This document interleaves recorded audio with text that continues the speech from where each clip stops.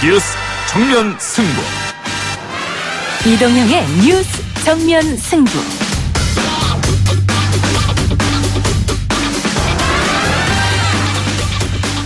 청취자 여러분 안녕하십니까, 이동형입니다. 김정은 위원장이 금강산 내 남측 시설 철거를 지시했었죠. 최문순 강원도지사는 금강산 관광 재개가 필요하다는 입장을 밝혔는데 한번 들어보겠습니다. 작년 11월 18일 날 저희가 금강산에 갔었습니다. 금강산관광 20주년 기념행사를 갔었는데요. 현정은 회장, 그다음에 고성군수 등등 해서 수백 명이 갔다 왔었습니다. 그때 갔었으니까 뭐 지금도 못 갈 건 없지 않느냐, 그런 생각인 겁니다. 최 지사는 최근 미국을 방문했는데요. 마이크 펜스 부통령의 금강산 관광 재개를 촉구하는 내용의 서한도 전달했다고 합니다. 잠시 후 최문순 지사와 자세한 이야기 나눠보겠습니다. 이제부터의 과제는 윤석열 총장이 아닌 다른 어느 누가 총장이 되더라도 흔들리지 않는 공정한 반부패 시스템을 만들어 정착시키는 것이라고 생각합니다. 문재인 대통령이 지난 7일 했던 발언이었습니다. 오늘 검찰 개혁안 보고도 받았다고 하는데요. 관련 소식 양으로 승부하는 정치 TMI 코너에서 짚어보겠습니다. 당장 어렵다고 해서 낡은 과거 모델로 되돌아가는 것은 실패를 자초하는 길입니다. 경제 패러다임의 전환, 반드시 가야 할 길입니다. 어제 청와대 기자 간담회에서 김상조 정책실장의 말이었습니다. 김 실장은 경제 패러다임의 전환을 강조했는데요. 앞으로의 경제 상황 한국경제산업연구원 박정호 실장과 알아봅니다. 우리가 내년에 선거를 이겨서 문재인 정부를 성공을 시키고 2022년에 재집권하는 것이 나라를 위해서는 정말로 중요한 하나의 과정이라고 생각하고 있습니다. 이기는 선거를 강조한 더불어민주당 이해찬 대표의 말이었습니다. 민주당은 총선 기획단 명단을 발표하고 본격적인 총선 준비 체제에 들어갔는데요. 오늘 4부에서는 더불어민주당 총선 기획단장을 맡고 있는 윤호중 의원과 직접 이야기 나눠보겠습니다. 11월 11일 월요일 이동희 뉴스 정면 승부 시작합니다.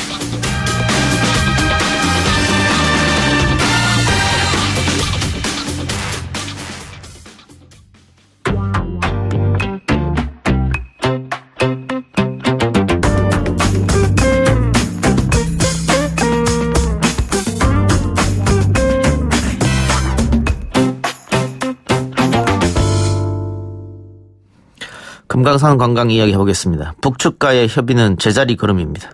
이런 가운데 오늘 최문순 강원지사가 기자회견을 열고 금강산 관광 재개를 호소했습니다. 최문순 지사는 최근에 미국 워싱턴에 가서도 금강산 관광 재개 필요성을 설명하고 왔고요. 강원도 대표단 차원의 금강산 방문도 추진 중인데요. 최문순 지사 직접 연결해서 이야기 나눠보겠습니다. 지사님 나와 계십니까? 네, 안녕하십니까? 네, 안녕하십니까? 네, 오랜만입니다. 예, 오랜만에 전화 연결하는데 금강산 관광이 중단된 지 꽤 됐는데 이렇게까지 올해 중단될 것이다. 지사님도 예측은 못하셨죠? 그렇습니다. 올해 이제 그 11년째인데요. 11년이 지난 것도 11년이지만 저희들이 이제 작년 올림픽 이후에 평화 프로세스가 전격적으로 시작되지 않았습니까? 그 이후에 정상회담도 여러 차례 있었고요.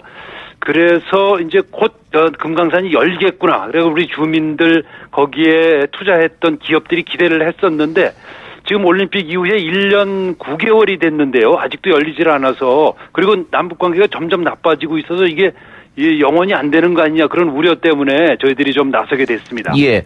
그러니까요. 그 강경 일본도였던 보수 정권과 다르게 진보 정권이 집권하면은 금방 열릴 것 같았던 금강산 관광이 계속해서 중단되는 근본적 이유는 지사님 어디 있다고 보세요? 그러니까 이제 우선 너무 큰 홈런 장타. 그러니까 이 관계 남북미 이 세 당사자들이 너무 홈런 장타를 치려고 이렇게 하는 거 아닌가. 아하. 저희들은 이렇게 좀 그러다 보니까 이제 오히려 작은 교류들, 인도주의적 교류들, 뭐 관광 교류 이런 것들은 오히려 더 중단이 돼서 옛날보다도 더 못한 상태가 된 거 아닌가 생각합니다. 그래서 저희가 좀 이렇게 작은 교류를 좀 활발하게 할 수 있도록 문을 열어달라 하는 것이 저희들 주장이 되겠습니다. 이 금강산 관광은 유엔 제재나 미국 제재하고 관련이 없는데 우리가 미국 눈치를 너무 보는 게 아니냐 이런 지적이 있는데 혹시 동의하십니까? 그렇습니다. 그런데 이제 미국이 이걸 포괄적으로 전체 포괄적인 전체를 지금 제재를 하고 있으니까요. 교류 전체를 제재하고 있으니까 포괄적으로 미국이 이제 제재하고 있는 거 아닌가.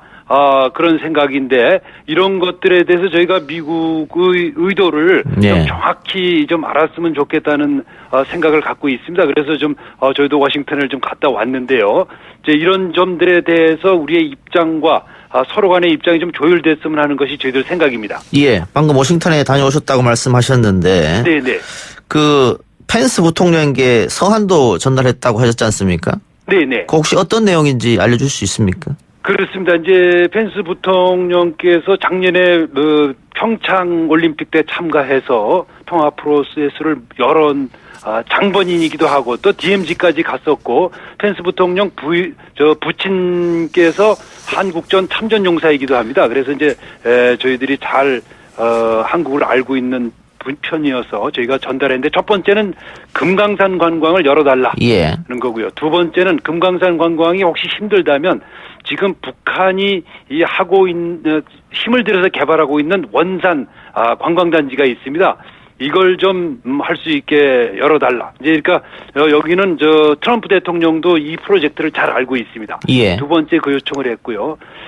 또 유엔에서 추진하고 있는데 우리 강원도 북부에 고성군이라고 있는데요. 고성군을 유엔 평화도시, 유엔 평화시티로 개발하는데 그것도 함께 동의해달라. 그리고 이제 DMZ 안에 미군 유해들이 지금 많이 있습니다. 그거를 이제 발굴하는데 유엔과 미국의 협조를 요청한다 내용을 전달했습니다. 예, 그 미국 조야가 북한에 대한 불신이 너무 깊다. 그렇기 때문에 금강산도 잘 열리지 않는 것이다. 네네. 이런 지적이 있는데 혹시 그런 느낌은 받으셨습니까? 그렇습니다. 지금 미국의 민주당과 공화당이 뭐 여러 가지 갈등을 빚고 있는데 딱 이렇게 서로 합의하고 있는 점이 중국에 대한 입장하고 북한에 대한 입장, 이것은 강경한 제재로 이렇게 합의가 돼 있는 것 같습니다. 그러다 보니까 그 점을 우리가 좀 이 세세한 섬세한 부분을 납득시키기가 좀 어려운 점이 있어서 저희들이 이런 점들을 지금 이렇게 앞으로 비핵화가 잘 진행되기 위해서도 하나의 돌파구가 있어야 되는데 그 돌파구가 바로 금강산 관광이다. 이런 얘기를 했고 이런 것들을 좀 그쪽에 많이 설득할 예정입니다. 예. 오늘 기자회견에서도 먹고 사는 문제를 지적하셨어요. 특히 강원도 북부 지역 주민들의 먹고 사는 문제가 달려 있다. 네네. 구체적으로 좀 말씀해 주시죠. 그렇습니다. 저희는 이게 지금 이제 뭐 국제 정치적인 문제라기보다는 우리 주민들의 생존의 문제, 먹고 사는 문제라고 보고 있습니다. 지금 이제 우리 그 지역에서 발생된 피해만 한 4천억 정도가 되고요. 그다음에 기업들 투자는 한 1조 원 정도 투자가 있는데 지금 다 묶여 있는 상태가 되겠습니다. 그러다 보니까 이분들이 대개 이제 부채를 얻어서 이 사업을 시작했는데 은행 빚이 있죠. 한 11년째 되다 보니까 뭐 전부 파산한 것은 물론이고, 뭐 가장들이 야반도주를 많이 했습니다. 그러다 보니까 뭐 이혼 가정도 많이 생기고, 노화도 생기고, 조선 가정도 많이 생기고, 그러니까 그 공동체 자체, 그리고 가정들이 전부 해체된 상태가 되겠습니다. 이게 뭐 한계점을 이미 넘어섰죠. 그래서 좀 인도주의적 관점에서 이거는 좀 관점을 좀 달리해야 된다는 게 제 생각입니다. 예. 지금 북한이 금강산 시설 철거를 우리에게 통보를 했는데 우리가 역으로 만나서 이야기하자 그랬더니 아니 필요 없다 문서로 하면 된다 이랬단 말이죠. 네네. 근데 그 지사님 오늘 기자회견을 보면 여러 경로를 통해서 북측과 접촉하고 있다 이런 말씀도 하셨단 말이에요. 그렇습니다. 네네. 예. 그거 좀 구체적으로 설명이 필요할 것 같아요. 네. 금강산 관광을 하려면 이제 3자가 합의를 해야 되는데요. 우선 우리 남쪽에서 통일부에 저희가 금강산을 갈 테니까 허가하겠느냐. 허가를 받았습니다. 오케이를 받았고요. 그다음에 북쪽에 접촉을 해야 되는데 북쪽에 원래 이 담당 부서는 아태위라고 하는 데가 있습니다.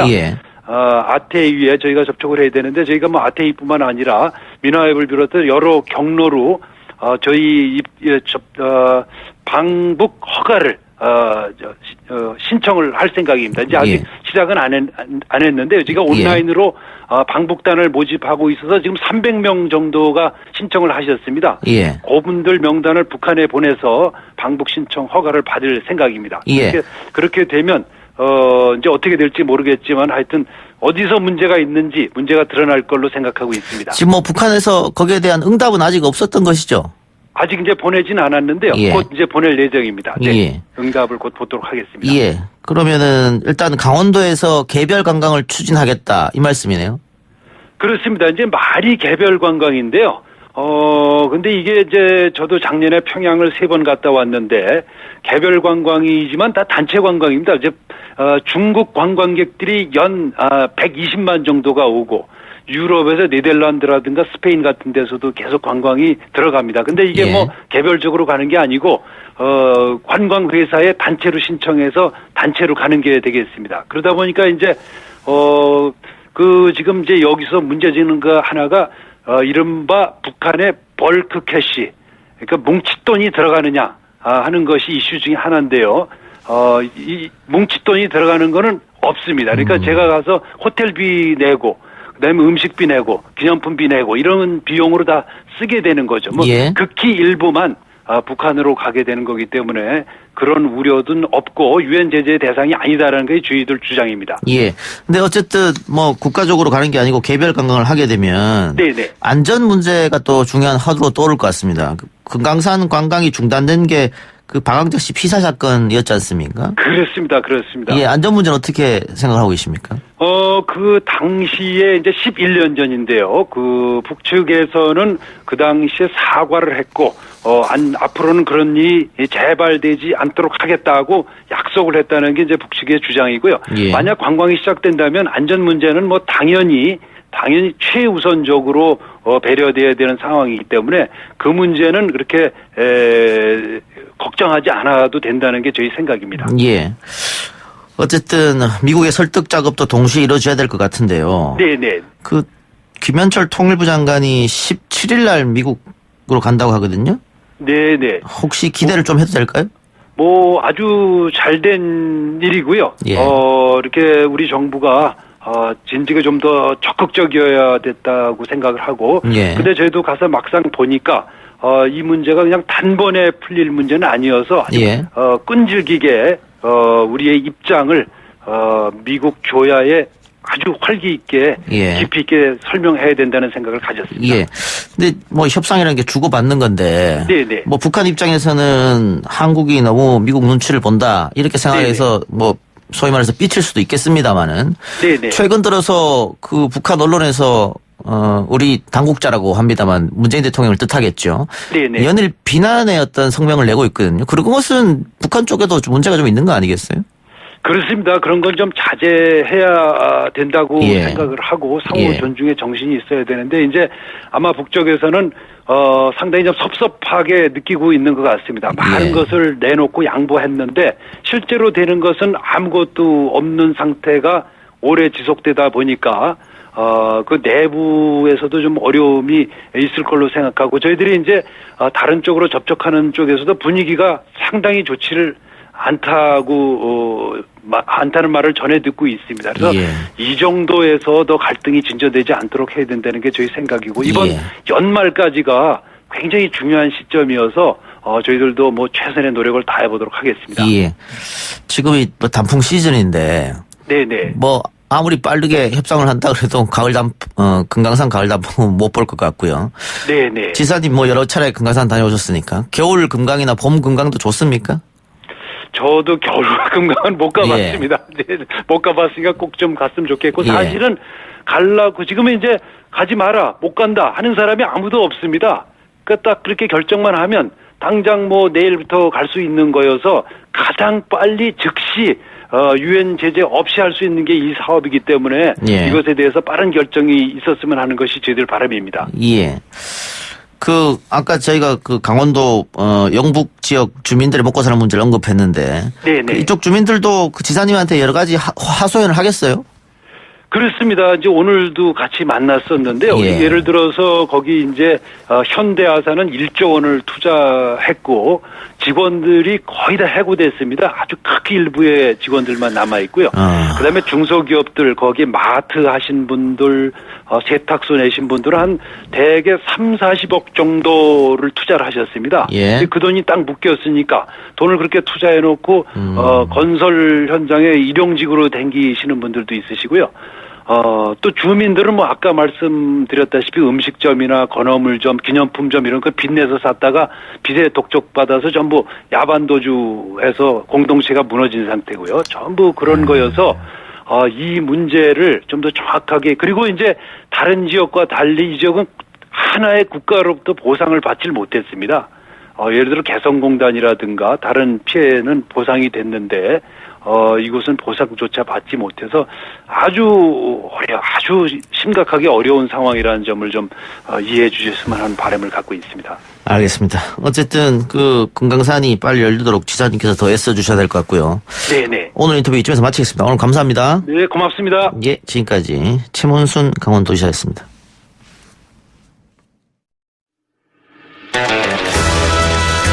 딱딱하고 지루한 뉴스가 소설보다 흥미진진해지는 새로운 경험.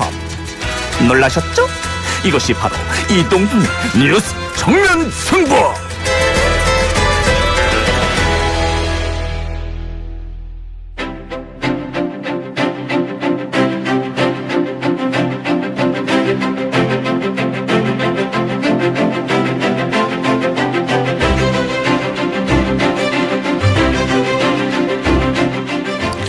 굳이 몰라도 되는 정보들 디테일은 빼고 양으로 승부하는 정치 TMI 코너입니다. 오마이뉴스 박종호 기자 나왔습니다. 어서 오십시오. 네, 안녕하십니까.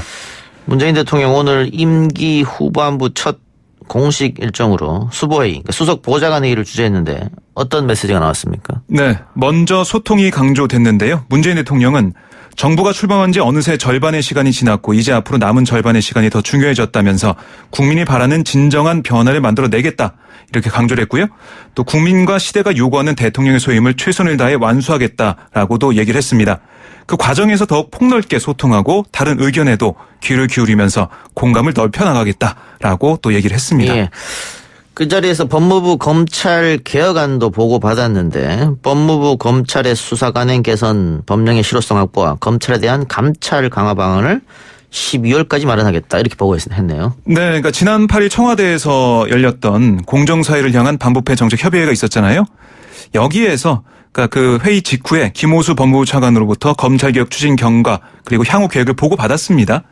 앞서 문재인 대통령이 지난달 16일 김 차관을 청와대로 불러가지고 대검과 법무부의 검찰에 대한 감찰 기능이 실효적이지 않다 지적하면서 강력한 감찰 기능 방안을 마련해 직접 보고하라, 이렇게 지시한 바 있잖아요. 예. 그러니까 그에 대한 보고였다라고 보시면 되겠습니다. 김 차관은 보고 자리에서 그러니까 지난달 8일 발표한 신속 추진 검찰개혁 과제 중에 특별수사부 명칭 폐지, 또 조직 축소를 위한 직제 개정, 법무부 감찰 규정 개정, 또 형사사건 공개금지 규정과 인권보호수사규칙 제정을 지난달 말까지 완료했다라고 보고를 했고요. 특히 국민과 함께하는 검찰 개혁을 중단 없이 추진하기 위해서 추가 직제 개편과 형사 공판부 강화, 인권보호수사규칙, 형사사건 공개금지 규정, 이런 수사 관행 개선 법령의 실효성을 확보하겠다. 또 법무부의 검찰에 대한 감찰 강화 등을 연내 추진 검찰개혁 중점 과제 선정해서 다음 달 말까지 추진하겠다, 이렇게 보고를 했어요. 예. 이에 대해서 문재인 대통령은 차관이 업무가 많겠지만 장관 대행으로 업무를 수행하고 있다는 점을 유념해달라. 국민이 체감하도록 현실적으로 시행 가능한 것을 중심으로 법무부가 대검과 법무검찰개혁위원회 협의해서 개혁을 진행해달라라고 강조를 했습니다. 예. 방금 차관이 계속 보고했다고 하는데 법무부 장관 인선을 계속해서 늦출 수는 없지 않습니까? 그렇습니다. 언제쯤 되는 겁니까? 사실 어제 그 3명의 실장, 그러니까 노영민 비서실장을 포함해서 정의용 실장, 김상조 실장이 기자간담회를 했어요. 거기서 법무장관 인선에 대한 어려움, 이걸 노영민 실장이 토로를 했죠. 예. 그러니까 이게 인사청문회가 있기 때문에 좋은 인재들이라고 할까요? 그런 후보군들이 계속 거절하고 있다고 합니다.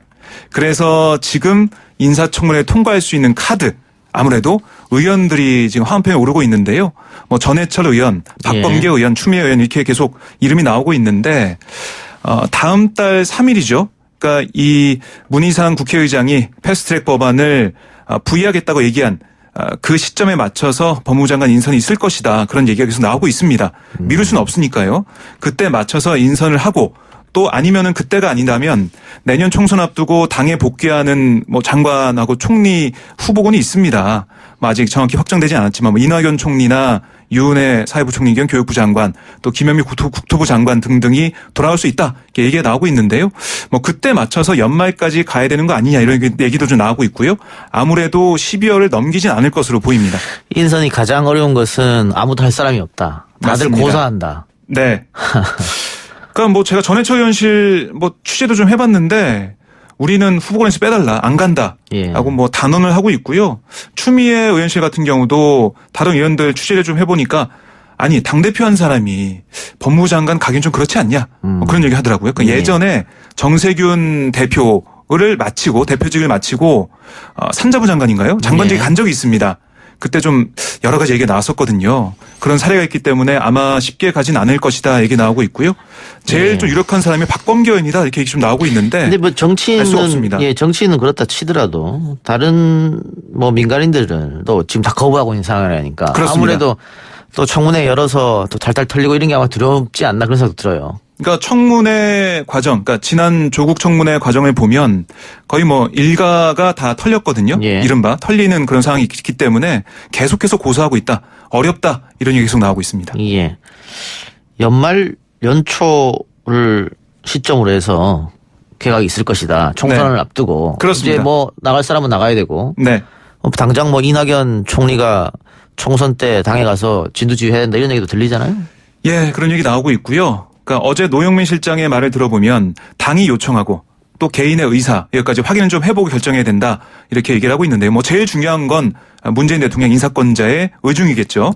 좀 봐야 되지만 당내에서도 여러 가지 얘기 나오고 있습니다. 이해찬 대표 체제로 쭉 가야 된다는 의견도 있고 아니다. 지금 뭐 지지율에서 대선 지지율 1위를 달리고 있는 그러니까 미래에 있어서 어떤 희망을 보여줄 수 있는 이낙연 총리가 당에 와서 선대위 체제, 선대위원장으로 뛰어야 된다. 얘기 나오고 있거든요.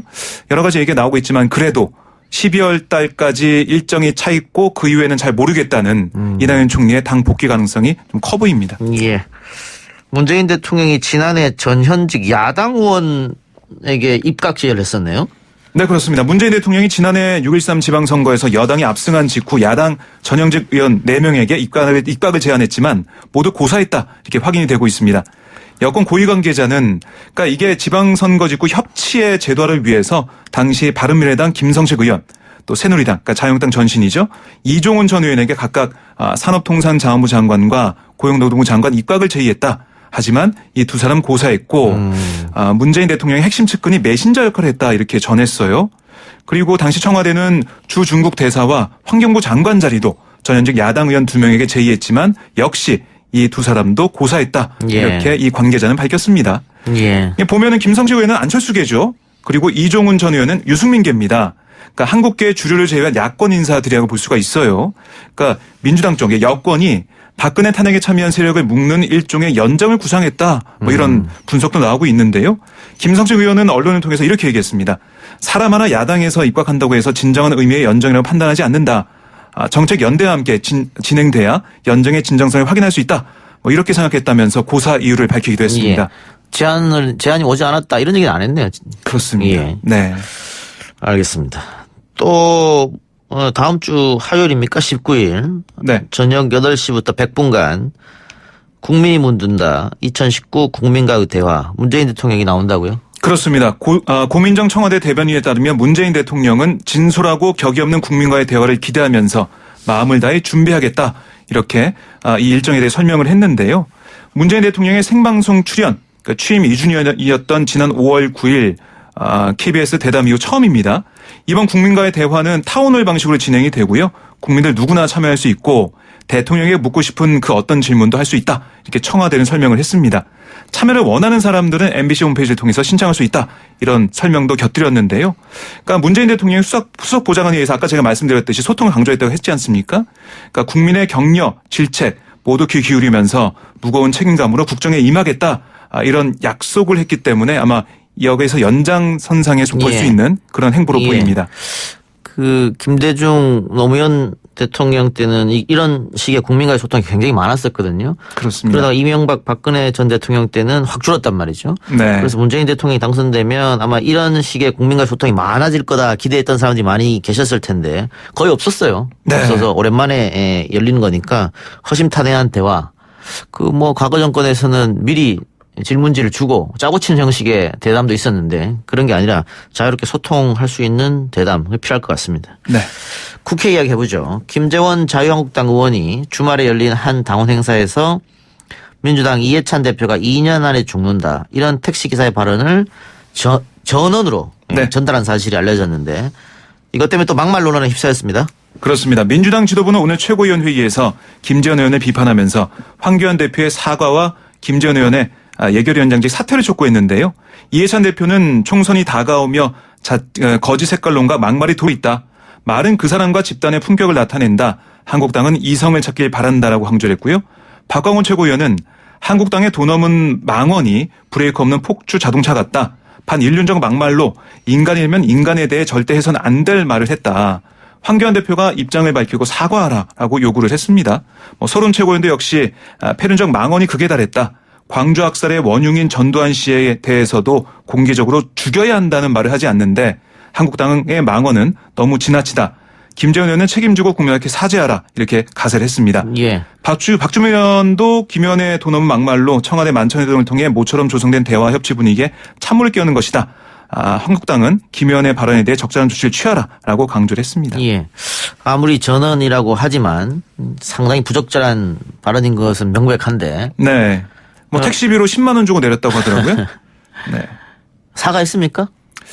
사과를 명확히 하지 않았고요. 오늘 국회 예결 소위가 열렸는데요. 거기서 유감 표명을 했다고 전해지고 있습니다. 사실 이 예결 소위가 시작하자마자 좀 파행이 됐어요. 예. 왜냐?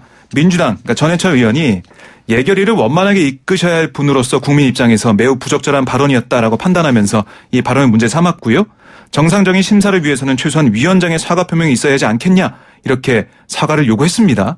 그렇게 했는데 한국당에서는 한국당이 강기정 정무수석 사과 요구를 이야기한 것은 예산심사 과정이기 때문이었고 김재원 위원장의 발언은 예산심사와 관계가 없다면서 이렇게 정치 공격밖에 안 된다고 반박을 했어요. 그랬더니 김재원 위원장은 제 발언으로 논란이 야기되고 예결위 소위 심사가 논란이 된 데 대해서는 유감을 표명한다면서도 제 발언은 전혀 누구를 비방하거나 정치적인 공격하려는 의도나 내용이 포함되어 있지 않기 때문에 사과한다는 것은 적절하지 않다라고 주장을 했습니다. 예. 방금 사과를 또 했다고 하네요. 예. 예, 오늘 오후 3시에 다시 이 파행됐다가 열렸거든요. 예. 예결 소위가 거기서 사과를 하면서 아마 그 회의를 정상화시킨 예. 것으로 보입니다. 예. 어쨌든 집권당 대표에게 2년 안에 죽는다 이런 발언은 상당히 부적절하기 때문에 사과를 하는 게 맞는 것 같고요. 네. 근데 김재원 의원이 막말 논란으로 구설에 오는 게 이번이 처음이 아니라면서요. 네, 기억하실 겁니다. 세월호 관련 막말을 공식적인 당 회의 자리에서 꺼내가지고 거센 비판을 받았었는데요. 박근혜 정부 시절 여당 원내수석 부대표로 있을 때 세월호 특별법에 따라 구성된 특별조사위를 세금 도둑이다라고 규정을 했었습니다. 박근혜 정부 당시 국정원 특활비 사건으로 재판에 넘겼었잖아요. 근데 1, 2심 모두 무죄를 받은 다음에 갑자기 경선을 요구해서 예결위원장을 맡게 됐는데 이에 대해서 친박에서 친황으로 말을 갈아탄 게 아니냐 이런 비판도 있었고요. 그리고 이보다도 이전으로 거슬러 올라가면 2012년 당 대변인으로 내정된 직후에 기자들과 만난 자리에서 이 XX 같은 XX들아 너희가 기자 맞느냐라고 그런 얘기를 해가지고요. 직접 전하기는 부적절한 발언입니다만 이런 발언에서 논란이 됐고요. 대변인이 된 지 하루 만에 자진 사퇴하는 일도 있었습니다. 예, 알겠습니다.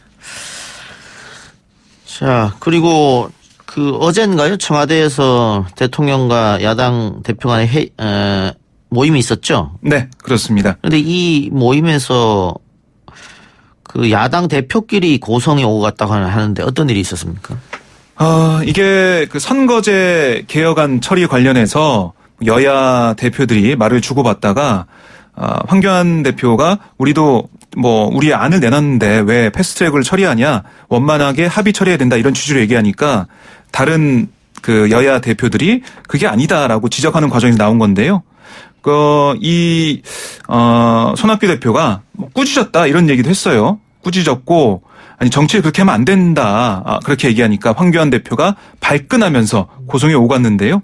거기에 대한 황교안 대표 반응을 좀 기자들이 물어봤어요. 오늘 당 회의 끝난 이후에 물어봤더니 여기에 대해서 그 말은 자세히 말씀드리지 않겠다라고 좀 발언을 회피했습니다.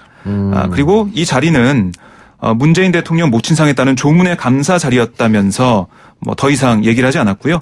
반면에 손학규 대표는 당 최고위원회 이후에 기자들과 만나서 좀 자세하게 얘기를 했는데요. 황교안 대표가 선거제 개혁과 관련해서 계속 한국당과 협의없이 진행했다. 뭐 이렇게 얘기하기에 한마디 한 것이다. 인생 선배로서 정치 이렇게 하는 거 아니다. 정권 투쟁하지 말고 나라 생각해달라. 이렇게 말한 것이다라고 강조했습니다. 예. 그러니까 뭐 보면 손학규 대표가 경기고등학교 11년 선배예요. 황교안 대표의 선배인데 사실 경기고등학교는 선후배 간에 끈끈하다 이렇게 좀 알려져 있는데 선배 앞에서 후배가 이렇게 고성을 낸 것 이것도 아마 이례적이다 이렇게 보여지고 있습니다. 알겠습니다. 좀 다른 얘기 해보죠. 한국당과 바른미래당 비당권파인 변화와 혁신을 위한 비상행동의 보수통합 논의가 그 밤에 황교안 대표와 유승민 대표가 전화통화를 하면서 급물살을 탈 것이다 이렇게 예측이 됐는데 또 어그러진 것 같네요. 네, 뭐 속도가 빨라질 것 같았는데요. 그렇지 않고요. 제가 오늘 국회 입구 쪽에서 유승민 전 대표를 만났습니다. 잠깐 만났는데 우연히 만났는데 물어봤어요. 이 통합 논의 더 이상 이제 진행되지 않고 신당 창당으로 가는 거 아니냐 그랬더니 뭐 신당 창당은 창당대로 하고 통합 논의는 논의대로 한다 이렇게 얘기를 했는데 근데 그 얘기를 다시 했습니다. 세 가지 그 조건 탄핵강 얘기 그다음에 집을 허물고 새롭게 짓는다 뭐 이런 얘기를 했잖아요. 거기에 대해서 한국당의 답변이 정확히 오지 않았다라고 얘기를 하더라고요. 그 답변이 와야 논의를 하는데 아직 오지 않았다라고 얘기를 했고요. 그리고 한국당은 계속해서 통합 추진단을 지금 띄우고 있죠. 원유철 단장이 내정이 됐는데 근데 변혁 측은 보수 재건을 얘기하고 있어요. 그러니까 한국당은 보수 통합, 변혁은 보수 재건. 신당 창당이 먼저고 우리 가치를 먼저 세운 다음에 통합 논의하는 거지.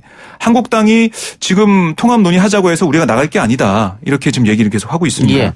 유승민 대표는 어쨌든 투트랙으로 일단 간다 이 생각인 것 같은데. 그렇습니다. 유승민 대표가 주장했던 세 가지 이야기, 뭐 집을 허물고 채로 짓는다, 보수개혁 그 두 가지는 어떻게 보면 너무나 당연한 얘기 같고요. 그렇습니다. 앞으로 잘해보자는 얘기잖아요. 문제는 세 가지 중에 첫 번째 이야기하는 거 탄핵을 묻어두고 가자 이거 같아요. 이거 그 자유한국당 내 친박 내에서는 이거 못 받아들일 거단 말이죠. 이게 가장 큰 협상의 문제점이 되지 않을까. 그러니까 이 세 가지, 그러니까 말씀하신 대로 첫 번째 그 사안에 대해서라도 확실하게 얘기를 해줘야 되는데 유승민 전 대표의 말은 여기에 대해서도 얘기가 안 왔다는 거죠. 그러니까 친박계 반발 또 우리 공화당에서도 뭐 이 탄핵강 얘기를 지적을 하면서 절대 합칠 수 없다 이런 취지의 얘기가 계속 나오고 있거든요. 그러니까 한국당이 얘기하는 보수 대통합, 우리 공화당과 유승민계 양쪽을 다 안을 수가 없는 그런 상황이 됐습니다. 알겠습니다. 자, 세월호 특별수사단이 오늘 출범했네요. 네, 그렇습니다.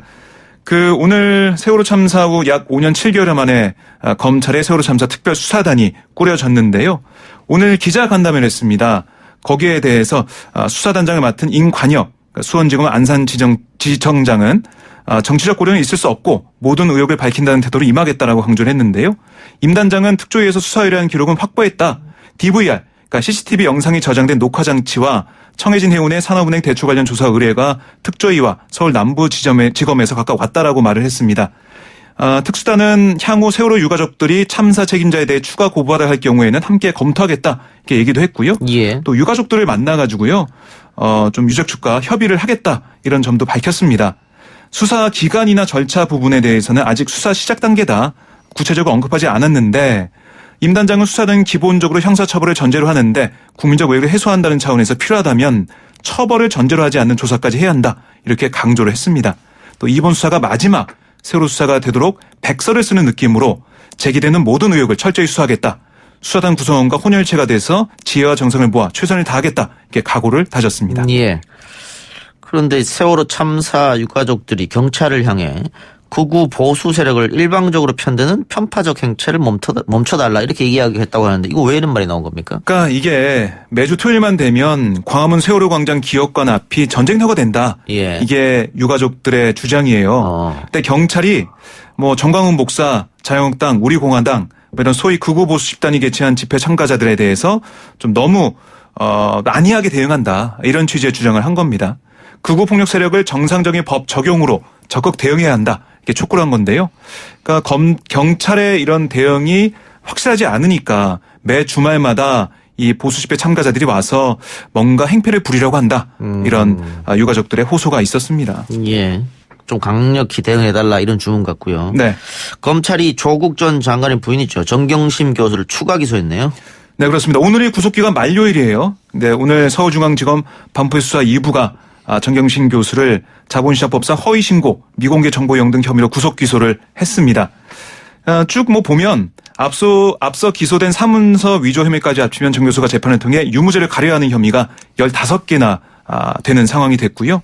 검찰은 정 교수가 상장사 미공개 정보를 이용해서 1억 6,400여만 원의 불법 수익을 올렸다고 보고 법원에 추징 보전을 함께 청구하기도 했습니다.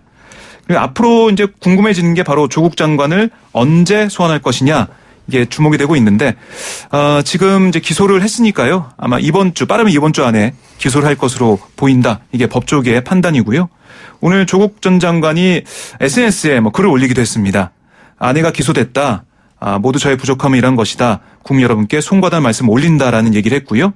저도 조만간 검찰 조사를 받을 것이다. 저의 모든 것이 의심을 받을 것이고 제가 알지 못했거나 기억하지 못하는 일로 인해 곤욕을 치를지도 모르겠다. 어떤 혐의일지 모르나 저에 대해 기소는 이미 예정된 것으로 보이기도 한다라고 강조를 했고요. 그 경우 저에 대한 혐의 역시 재판을 통해 진실이 가려지게 될 것이다. 참담한 심정이지만 진실이 밝혀지고 저의 명예가 회복되도록 모든 노력을 다하고자 한다라고 강조를 했습니다. 예. 네. 정경심 교수 구속 만료일이니까 추가 기소를 하지 않으면은 일단은 나와야 되는 상황이고 그래서 추가로 기소를 한 것 같고요. 그리고 그 기소장에 지금 보면 오촌 조카와 정 교수의 동생 또 딸 이렇게 공범으로 적시해 있는데 조 전 장관은 여기서 빠졌네요. 공범. 이건 어떻게 일단은 빼고 다시 한번 들어보겠다는 겁니까? 검찰 쪽 얘기를 들어보면요. 조 전 장관의 소환 조사를 앞두고 있어서 예. 전략적으로 선택했다. 예. 이런 얘기가 좀 나오고 있습니다. 공범들에 대한 사건 처리는 전체 수사가 마무리돼야 되는 거니까 조 전 장관을 불러서 조사한 다음에 공범 여부를 판단하겠다. 이렇게 얘기를 하고 있는데요. 아마 조 전 장관의 그 조사 이후에나 공범 여부가 가려질 것으로 보입니다. 예. 법적 일각에서는 그 조 전 장관을 공범으로 적시하기에는 증거가 조금 부족하지 않았냐. 그래서 일단 뺀 거 아니냐. 이런 얘기도 있던데. 네. 그러니까 증거가 없고 지금 조사된 게 미흡하기 때문에요. 예. 검찰이 생각하는 그 그림이랄까요? 예. 그런 수사 내용이 이제 안 나오기 때문에 공범에서 뺐다. 이런 주장도 나오고 있습니다. 예. 문무일 전 검찰총장이 조국 전 법무부 장관 일가에 대한 검찰 수사 관련해서 입장을 냈다고 합니다. 어떤 입장입니까? 네, 문무일 전 총장이 오늘 모교인 고려대에서 정보대학 컴퓨터학과 석좌 교수로 임명이 됐어요. 그 퇴임 후에 학계를 택하는 법조인들이 되게 로스쿨 교수로 가잖아요. 예. 그걸 비교해 보면 이례적인 행보라고 합니다. 임명장 수여식 전 기자들과 만나서 청와대와 여권에서 검찰이 비판하는 발언이 나왔던 것에 대해서 어떻게 생각하냐 이런 질문에 대해 법과 원칙에 따라 다 진행될 수밖에 없는 일들 아닌가 이렇게 원론적인 입장을 밝혔습니다. 예. 그러면서 검찰의 권능을 집행하면서 법 외적인 고려를 하는 건 정말 쉽지 않다. 아마 그러한 고충이 있었을 것이다 생각한다라고 덧붙였습니다. 예. 검찰이 고충이 있었을 것이다. 법과 원칙대로 진행했을 것이다. 원론적인 이야기네요. 근데 로스쿨이 아니고 컴퓨터학 석좌 교수 상당히 이례적인 것 같습니다. 그렇습니다. 그래서 그동안 문 전 총장이 이쪽에 대해서 많이 관심을 가져왔고 노력을 했다고 그래요. 이쪽으로 가서 교편을 잡게 됐는데요. 한번 지켜보도록 하죠. 알겠습니다. 박정 기자 다음 주에 뵙겠습니다. 네, 고맙습니다. 1, 2부 마치고요. 저는 뉴스 듣고 3부로 찾아옵니다. 글쎄 안 들려 들을 뉴스 없어 아무 뉴스도 귀에 들어오지 않아 듣고 또 들어도 들을 뉴스 없어 만든 게 이프로야 이동영의 뉴스 정면 승부 YTN 라디오 이동영의 뉴스 정면 승부 3부 시작합니다. 이번에는 경제 이야기 해보죠. 오늘로써 문재인 정부의 임기가 반환점을 돌았습니다. 하반기 문재인 정부의 최우선 국정과제로는 경제 활성화가 꼽히고 있죠. 하반기에는 경제 전반의 활력 되찾을 수 있을지 전문가와 함께 이야기 나눠봅니다. 한국경제산업연구원 박정호 실장 나왔습니다. 어서 오십시오. 예, 안녕하세요. 자, 문재인 정부 임기 반환점이 돌았는데 예. 개인 쪽 판단으로 어떻게 점수 후하게 주십니까? 요즘 여러 언론에서 이걸 저한테도 많이 묻더라고요. 야, 예. 정말 애매모호한데요. 예. 이렇게 말씀드리고 싶습니다. 방향성은 맞거든요. 예. 근데 그 과정에서 약간 정책적으로 너무 과속도를 냈거나 뭐 어떻게 보면 파인 튜닝을 못하는 게 있는 것 같아요. 그래서 A는 줄 수 없고 그렇다고 C를 줄 수도 없고 그래서 예. B 마이너 정도 생각하고 있습니다. 예. 방향성은 맞다 이렇게 말씀해 주셨는데 지금 야당 같은 경우에는 완전히 틀렸기 때문에 예. 실패를 인정하고 네. 처음부터 다시 짜라 이렇게 네. 하고 있거든요. 어떻게 생각하세요? 그 전반적으로 이제 방향성이라고 하면 지금 전 세계적으로 모든 국가에서 특히 OECD 국가들 중심으로 소득 분포의 양극화가 점점 더 심화되고 있거든요. 예. 그리고 차상위 소득계층에 대한 일자리를 보존하기 위한 것들 이런 것들이 전반적인 기조 속에 있고요. 산업 정책 역시도 우리나라는 사실 굉장히 둔감한데요. 유럽 국가는요. 바로 이제 내후년부터 그냥 가솔린 자동차는 유럽에서 다닐 수가 예. 없어요. 이 환경 정책도 마찬가지고요. 이제 이런 것들이 이제 우리 기조와 크게 다른 바는 없거든요. 예. 그래서 이렇게 말씀드리고 싶습니다. 이러한 방향은 맞았는데 속도 조절을 좀 할 필요는 있지 않은가 이런 생각이 드네요. 속도 조절은 필요하다. 네. 오늘 고민정 청와대 대변인이 경제 뉴스를 보면 한국 경제가 파탄이라도 난 것처럼 보인다 이러면서 관련 보도들에 대해 비판을 했어요. 특히 보수 언론들은 문재인 정부 전반기를 실패로 규정하고 있는데 이것도 그러면 언론의 프레임이다 이렇게 보시는 겁니까? 이렇게 말씀드리고 싶습니다. 지금 국제적으로 좀 뭐 경기 선행지수와 관련된 여러 경기 상황의 지수들을 보면 플러스인 게 별로 없고요. 종합주가지수 어떻게 보면 가장 그 경기에 민감한 사람들은 주식 투자하는 사람이잖아요. 예. 그 사람들 역시도 주가에 있어서 돈을 많이 빼고 있어요. 이건 대부분의 국가가 그렇습니다. 이 상황에서 꼭 지금의 우리의 어떤 경제 성적표가 좀 저조해지는 것을 정책적 실기만으로 다 설명할 수는 없어요. 분명 그건 있습니다. 그렇지만 물론 정책적으로 큰 좀 뭐랄까요, 좀 과속도로 진행이 됐던 뭐 52시간 제도라든가 최저임금 이런 부분은 뭐 가뜩이나 경기가 어려웠을 때 좀 더 가중된 뭐랄까 피해를 주는 요소는 분명히 예. 있었어요. 하지만 전반적으로 지금의 어떤 저성장 기조를 모두 정책적인 잘못으로 돌리기에는 좀 너무 과한 것 같습니다. 예, 보수 언론에서도 이렇게 공격도 합니다. 전반적으로 전 세계 경기가 다 좋은데 한국만 안 좋다. 동의하십니까? 그런 건 처음 듣는데. 미국은 경기가 분명 정점을 찍었던 건 좋다. 사실이고요. 예. 그래서 정점을 찍고 오히려 과잉 상태다라고 해서 최근엔 약간 더 주춤합니다. 그건 분명한 사실이고 물론 미중 간의 무역 갈등 속에서도 중국도 수출이 일부 늘어나고 있어요. 예. 그런 거는 분명히 부분적으로 확인되고 있지만 전 세계적으로 경기가 좋다? 이거는 좀 확인되기 어려운 예. 부분입니다. 근데 어쨌든 우리 정부가 그 기대했던 경제 성장률에 못 미치는 건 사실이지 않습니까? 네, 맞습니다. 생각보다 미중 간의 무역 갈등이 좀 길어지는 부분도 있고요. 그것 때문에 대외 교역 여건이 안 좋아진 게 가장 직격탄이었습니다. 특히 우리나라는 수출 의존도가 전 세계에서 2등에 가까운 국가이기 때문에 수출이 제대로 원활하게 작용되지 않으면 우리도 경쟁력을 갖기 어렵거든요. 예. 특히 한 가지 요즘 주의해서 봐야 될 것은 우리가 그동안 한중일 이 3국은 뭐라 할까요? 암묵적으로 업무 분장이 되어 있어요. 예. 그러니까 중국은 완성품을 만들고 예. 한국은 그 완성품에 필요한 중간재, 예를 들어서 반도체 디스플레이 같은. 예. 그다음에 일본은 바로 그 중간재와 완성품을 만드는 데 필요한 소재, 부품, 기계 장치를 만드는 것으로 인해서 나름대로 암묵적인 어떤 분업이 됐었거든요. 예.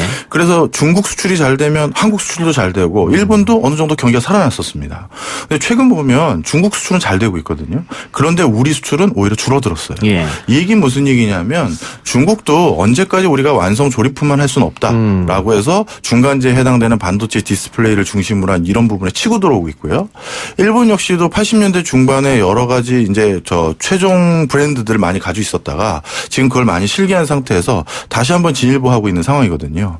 바로 이런 한중일의 치열한 어떤 경쟁 구도가 다시 전개되고 있는 과정에서 지금 경제 성적표가 또 주춤해진 대외적인 여건도 분명히 있습니다. 네. 근데 그 미중 무역 갈등이 있다고 우리 경제가 주춤하면 그것도 그 자체로 문제잖아요. 그래서 뭐 수출 다변화 이런 얘기도 오래전부터 있었지 않습니까? 참 근데 그게 쉽지가 않아요. 미국과 중국이 전 세계 GDP에서 두 국가가 차지하는 비중이 한 38% 됩니다. 그런데 이 두 국가 모두 지하경제 규모가 상당히 크거든요. 예. 그러니까 실질적으로 40%가 훨씬 넘어요. 그럼 이 두 국가 빼고 교역을 다변화했었을 때 과연 얼마나 많은 부분을 더 다른 데로 다변화할 수 있느냐. 예. 단계적으로 물론 그렇게 해야겠지만 아직까지는 한계가 있습니다. 예. 또 우리가 너무 공적 부분에 그 금액을 투자해서 경기를 부양하려고 하는 게 아니냐. 결국은 민간에서 투자를 해야 되는데 그럼 정부가 민간 투자를 촉진하기 위해서 어떤 일을 했느냐 이런 비판도 있단 말이죠. 그건 분명한 맞는 말씀입니다. 예를 들어서 이번에 한국은행에서 역대 최저금리로 낮췄잖아요. 그래서 기대했던 것은 분명 소비와 투자가 활성화될 것을 기대했었는데 정말 황당하게도 이렇게 예금금리를 낮추면 기준금리를 낮추면 당연히 예금 계좌에서 잔고가 빠져나가야 되는데 오히려 정기예금에 대한 그 잔고가 더 늘었어요. 그 얘기는 뭐냐. 본인들이 이자로 생활을 유지했던 고소득층 같은 경우 특히 고령층 같은 경우 이자가 주니까 생활비가 덜 나오잖아요. 덜 나온 생활비를 벌충하기 위해서 돈을 더 넣은 거예요. 그렇게 해서 어떻게 보면 가장 보수적인 형태로 지금 경제활동이 전개되고 있는 상황에서 어떻게 하면 내수를 활성화시키는 투자와 소비를 진착시킬지 굉장히 고민이 많습니다. 투자처를 잘못 찾기 때문에 그 제로금리라고 불려도 계속해서 은행에 돈을 넣는다 이 말씀이네요. 네, 맞습니다. 최근 또 전개되고 있는 내용들이 보면요. 정말 안전자산에 대한 선호도가 굉장히 늘어나고 있는 것 같아요. 대표적으로 금값 같은 경우는 연초 대비 지금 약간 떨어지긴 했습니다만 20% 이상 상승했고요. 금융상품 같은 경우는 이제 달러를 중심으로 한 외화성 예금. 여기에 대한 또 잔고가 점점 늘고 있어요. 그다음에 대표적인 안전자산이죠. 부동산. 요즘 이렇게 부동산을 여러 가지 정책으로 누리려고 하더라도 지금 시중에 돌고 있는 이 유유 자금들이 어디 안전자산에 투자할 데가 없기 때문에 또 이렇게 몰려가는 거죠. 오히려 주식은 빠지고. 그렇군요. 자, 어제 김상조 청와대 정책실장이 기자간담회를 통해서 지금 당장 어렵다고 낡은 과거 모델로 되돌아가는 건 실패를 자초하는 길이다 이렇게 얘기했는데 아까 전에 실장님이 방향성은 맞다 이렇게 했거든요. 같은 이야기입니까? 네. 그런데 이제 이렇게 보시면 될 것 같아요. 방향성은 맞는데 그 구체적인 액션 플랜을 제시를 해야 되거든요. 과거의 패러다임은 잘못됐다. 그걸 뭐 동의 안 하는 사람이 과연 있을까요? 저는 그렇게 생각이 드는데 그렇다면 앞으로 나갈 액션 플랜에 대한 좀 세부적이고 정교한 제안이 있어야 되는데 대안이 있어야 되는데 아마 그런 게 좀 부족하다고 생각이 들어서 요즘 보수 언론이나 아니면 일부 시민들도 좀 약간 뭐랄까요 긍정적으로 안 보는 눈빛들이 많은 것 같다 이런 생각이 듭니다. 청사진은 있어야 되거든요. 특히 야당에서 집요하게 이야기하는 건 소득주도 성장론입니다. 이게 잘못됐다. 폐기하라 이런 주장인데. 이것도 좀 이렇게 말씀드리고 싶어요. 전 세계적으로 사람들의 기본적인 소득을 늘려주려는 어떤 정책들은 소득 주도 성장이란 단어는 없지만 많은 국가에서 시도되고 있습니다. 그런 과정에서 우리도 여러 가지 지금 문제점이 드러났죠. 그렇다면 이것을 포기하고 다른 데로 가는 게 아니라 이 문제점이 확인됐기 때문에 우리는 이거를 좀 더 세부 조정해서 어떻게 하려고 합니다. 아니면 이런 것들이 문제가 보였기 때문에 수정된 전략으로 이렇게 하겠습니다라는 뭔가 이 대안이 이제 좀 같이 제시가 되면서 그래 처음부터 너무 성급했나 이런 얘기들도 있고 그러면 조정을 해야 되는데 그 내용이 안 보이는 거예요. 근데 정부에서 소득주도 성장이라고 하는 것은 일단 그 가계 수입을 늘리고 수입이 늘어나면 당연히 소비가 활성화되겠고 소비가 활성화되면 내수가 살아나고 그래서 이게 선순환 구조로 돌아간다 이런 개념이었잖아요. 맞습니다. 그 얼마나 예쁜 그림이에요. 저도 그리고 싶은데요. 그러면 이제 소득을 늘리기 위해서 우리가 했던 대표적인 정책 중에서 최저 그 임금 올리는 거 있지 않습니까? 그랬더니만 실질적인 편의점 업주들이 하신 행태를 한번 보세요. 그분들도 자기가 생활하는 비용이 빠듯하거든요. 그러니 3교대 근무했던 거를 4교대 5교대로 넘겨서 하루에 6시간 이상 근무 안 하게 하면 최저임금 적용을 안 받거든요. 편법 인정한다. 이런 식으로 편법으로 이제 바꾸기도 하고요. 반대로 소득주도 성장을 하겠다고 해놓고선 52시간 제도를 했더니 이제 산업 현장에 있는 산업단지에 근무하는 사람들은 오히려 소득이 줄었어요. 초과근무를 못 하게 되니까 초과근무 수당을 못 받는 거예요. 그러니까 이런 것들이 좀 이제 정책을 이제 큰 궤도 전환을 하는 과정에서 당연히 불거질 수 있는 실수들이에요. 당연히. 그렇다면 이런 것들이 확인되면 빨리 수정 보완해서 어떻게 하면 좀 더 뭐랄까요 내수 경제를 살리는 지름길이 바로 소득주도 성장이잖아요. 그런 것들을 할 수 있는 다른 대안들을 제시해야 되는데 그 후속 조치가 좀 안 보이더라고요. 근데 어쨌든 통계자를 보면 지금 저소득층은 수입이 늘었다고 나오고 있거든요. 근데 그게 소비로 바로 이어지진 않는다. 사실 이제 그 저소득층 소득이 늘었다라는 그 통계가 중요한 게 아니라 저소득층의 소득이 는 그 원인 그게 바로 정부의 공적 일자리를 제공하고 예. 양질의 일자리가 아닌 임시직 일자리가 늘었기 때문이다라는 부분이 있거든요. 예. 그렇다고 정부가 그럼 그 역할을 해서는 안 되느냐? 아니죠. 지금 그렇지 않아도 그런 것들 아니면 일자리를 얻기 어려운 사람들이 많거든요. 그렇지만 이건 한시적이고 미봉책이잖아요. 예. 그럼 중장기적으로는 또 어떤 대안을 가져올지에 대한 대안도 또 필요하다는 거죠. 예.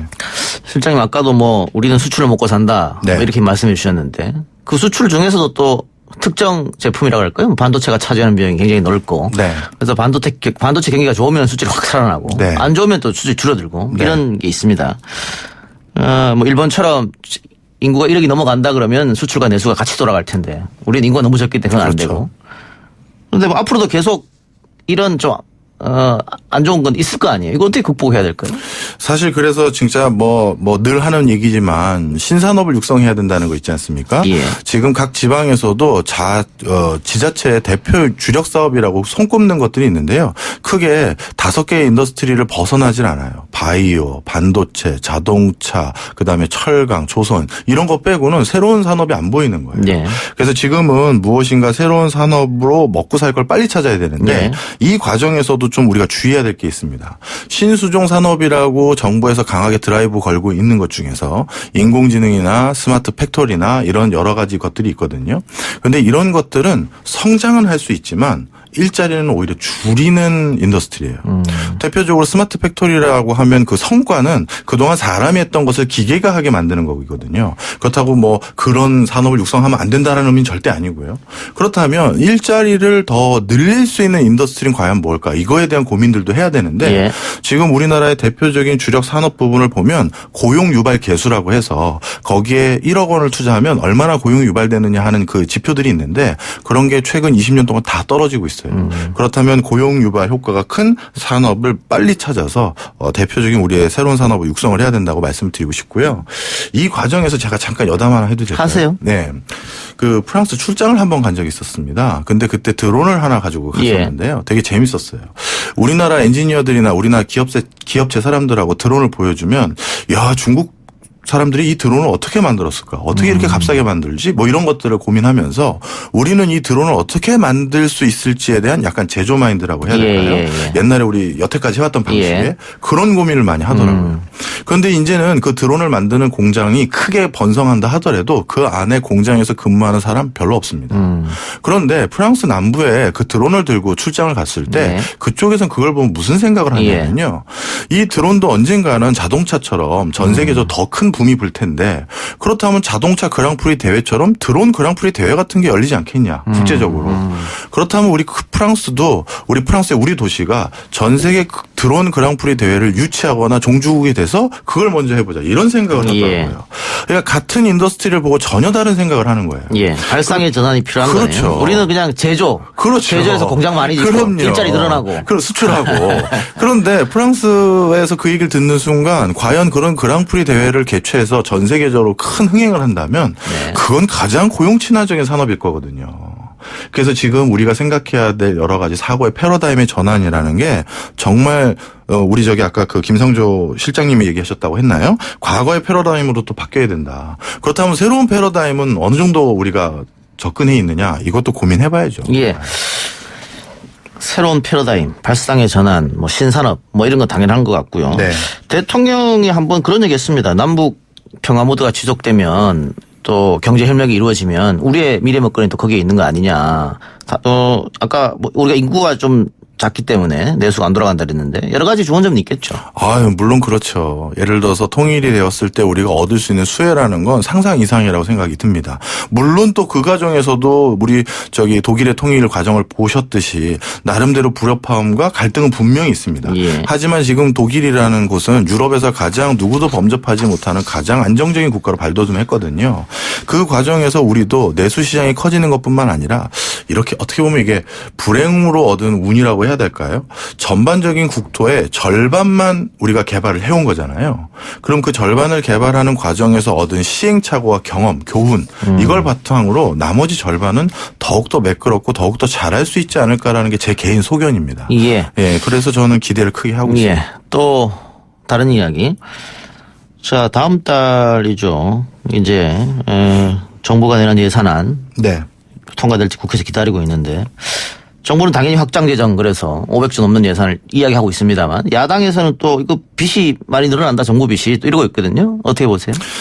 정부 빚이 늘어날 수 있는 여지는 많습니다. 법인세가 생각보다 올해도 덜 거쳤고요. 내년에도 경기가 반도체 일부를 빼고서는 경기가 좋아질 거로 보이는 분야가 별로 없습니다. 그렇지만 우리가 이제 소나기 올 땐 피해야 되잖아요. 지금같이 국제적으로 경기가 안 좋을 시기에는 경기 부양 차원에서 일정 부분 재정 지출을 늘리는 건 나쁘지 않아요. 그렇지만 지속적으로 이렇게 재정 지출을 통해서 계속 경기를 부양할 수는 없거든요. 우리나라는 일본이나 미국과 같은 기축통화를 가지고 있지 않아요. 예. 화폐를 찍어서 경기를 부양하는 거는 한계가 있습니다. 따라서 나름대로 몇 년 동안 재정 투여를 하는 것은 의미가 있지만 그 재정 투여가 반드시 다음 경기를 살리는 싹이 돼야 되는 것이지 단순히 그냥 소비성 형태 아니면 선심성 형태 이렇게 지출되는 것은 큰 문제가 있죠. 예. IMF 같은 국제기구에서도 한국은 돈을 더 풀어야 된다 이런 얘기를 꾸준히 하고 있는데. 저도 동의합니다. 동의하십니까? 네. 예. 알겠습니다. 일본 문제도 좀 여쭤보죠. 지소미아가 오늘 23일 종료될 예정인데 지소미아가 종료되면 우리 경제가 더 나빠질 거다 이런 이야기도 있는데 여기는 동의하십니까? 사실 일본 제가 느낀 바로는 일본에 있는 정부 사이드에 계신 분들이 지금 전 세계 많은 정부 사이드에 계신 분들 중에서 가장 자신감이 없는 것 같아요. 무슨 얘기냐? 일본도 우리만큼 경기를 부양하고자 지난 20년 동안 다각적인 노력을 했지만 예. 제대로 된 실효성 있는 성과를 거둔 정책 솔직히 찾기가 어렵습니다. 예. 그래서 이번에 수출 규제도 정치권에서 생긴 어떤 불협화음일 뿐이지 경제 내부에서는 이웃 나라끼리 어떻게든 더 손잡고 더 같이 나가길 바라는 목소리가 더 많거든요. 예. 따라서 지소미아가 정치적인 이슈이긴 하지만 경제적인 차원에서는 더 악영향을 줄 거는 별로 없어 보여요. 물론 이 정치적인 어떤 리더십들이 이것을 더 갈등 구조로 만들어버린다면 그게 경제 쪽으로 파급 효과가 있을 수 있지만 실질적으로 경제 쪽에서는 그런 부분은 없고요. 실례로 우리가 1차적으로 수출 규제를 3종에 대해서 받았잖아요. 예. 그럼에도 불구하고 추가적인 규제가 있을 거다라고 우리가 진단한 사람도 많았지만 없었어요. 예. 사실 같이 손해가 된다라는 걸 누구나 다 알고 예. 있기 때문입니다. 네. 예, 마지막으로 반환점 더 문재인 정부 하반기 경제정책 어떤 부분을 가장 먼저 정부에서 신경 써야 될까 질문드리고 마치겠습니다. 예, 파인 튜닝 해야 된다고 생각합니다. 이미 정책을 한번 시도해서 그것으로 불거진 문제점이 있어요. 그래서 그 문제점을 빨리 보완해서 문제점을 줄이고 기존에 살렸던 그 정책이 가지고 있었던 내포하고 있었던 장점 이것만 살려도 상당 부분 많은 효과를 거둘 수 있지 않을까 생각이 듭니다. 예. 근데 정부에서 처음에 소득주도 성장 이야기할 때 단기간에 좋아지지 않는다. 조금 기다려야 될 필요가 있다. 이렇게 국민들 얘기했었거든요. 근데 지금 2년 반 지났단 말이에요. 단기간에 다음 해 나아질 거다, 다음 분기에 나아질 거다라고 정권 초기에 참여하셨던 분 중에 얘기하신 분도 있거든요. 예. 솔직히 어떻게 보면, 체질 개선을 하는 과정에서는 우리가 몸살을 겪을 수밖에 없어요. 그러면 이런 것들을 솔직담백하게 얘기하면서 때로는 고통을 같이 이 고개를 넘어가는 것들에 대해서 솔직하게 얘기를 했어야 되는데 그러지 못한 부분이 좀 뼈 아프지 않나. 예. 알겠습니다. 오늘 이야기 여기까지 듣겠습니다. 수고하셨습니다. 감사합니다. 예, 지금까지 박정호 한국경제산업연구원 실장이었습니다. 3부 순서 마치고요. 4부에서는 더불어민주당 총선기획단장 윤호중 의원과 함께 돌아옵니다. 뉴스 신동 이 작가와 함께하는 비포장 뉴스 해학 뉴스 정면 승부. 네, 4부에서는 민주당 사무총장이자 총선 기획단장을 맡고 있는 윤호중 의원 모셨습니다. 문재인 정부 출범 반환점을 맞이한 소회를 비롯해서 국민들이 체감할 수 있는 성과를 내기 위한 과제 또 민주당의 총선 전략을 들어보도록 합니다. 어서 오십시오. 네, 반갑습니다. 네, 스튜디오까지 고맙습니다. 네, 안녕하세요. 자, 문재인 정부가 5년 임기의 절반을 보냈는데 네. 일단 평가부터 들어볼까요? 야당의 평가는 당연히 박한 것 같고요. 네, 저희는 여당이니까 후하게 점수를 줘야 되지 않을까 예. 이렇게 생각도 하시겠습니다만 그렇게는 생각하지 않습니다. 그러니까 워낙이 이 내외의 도전이 심했고요. 특히 문재인 정부가 해내야 되는 과제가 워낙 많았었기 때문에 이런 것들을 전부 이뤄내기에는 저희들도 많은 부족함이 있었다 이렇게 예. 생각을 하고요. 지난 2년 반 동안에 성과가 그렇다고 없었던 건 아니다. 예. 이 경제 부분에서도 우리가 이렇게 주변으로부터 평가받지 못하는 예. 우리 피부에 느껴지는 여러 가지 성과들, 이를테면 문재인 케어라든가 아니면 이 벤처 기업이라든가 이런 데 투자가 늘어나고 그다음에 이제 일자리가 더 이상 줄어들지 않고 이제 늘어나기 시작했다든가 뭐 이런 이 것들이 우리에게는 또 앞으로 좀 희망을 가질 수 예. 있는 그런 시그널이다 이렇게 생각하고 예. 이 지금까지 해왔던 것을 다시 반성적으로 예. 돌아보면서 더욱 그 자세를 가다듬고 예. 있습니다. 경제적 성과가 있었음에도 불구하고 정치적 논란 때문에 조금 그 경제적 성과 묻힌 거 아니야 이렇게 들리기도 하는데. 정치뿐만 아니라 언론의 평가도 마찬가지로. 예. 그런데 문재인 정부가 촛불로 탄생한 정부이고 네. 또 적폐청산을 시작으로 국민들의 박수를 받으면서 시작이 됐고 네네. 높은 지지율을 유지하면서 지방선거에서 압승했고 네. 그러다가 조국 정국을 거치면서 국민들과의 소통이 좀 부족하지 않았냐 그런 지적이 좀 있는 것 같습니다. 네네. 사무총장은 어떻게 평가하십니까? 그런 부분들에 대해서 이제 조국 정국 거치면서 반성도 많이 했고요. 예. 예. 이제 후반기 임기 반을 맞으면서 그런 이 문제점들을 하나하나 또 극복하고 새로운 자세로 예. 이 국정을 끌어나가야 예. 된다 이렇게 생각하고 있습니다. 총선이 이제 5개월 앞으로 다가왔고요. 선거는 당연히 이겨야 하는 그런 게임인 것이고 야당도 마찬가지일 테고요. 야당은 문재인 정부의 경제 문제를 집중적으로 지적하면서 실기했다. 이걸 아마 집중적으로 파고들 거라고 보입니다. 지난 지방선거에서는 압승을 했습니다만 총선은 쉽지 않을 것이다 이런 얘기도 있던데 일단 어떻게 평가하십니까 전체적으로?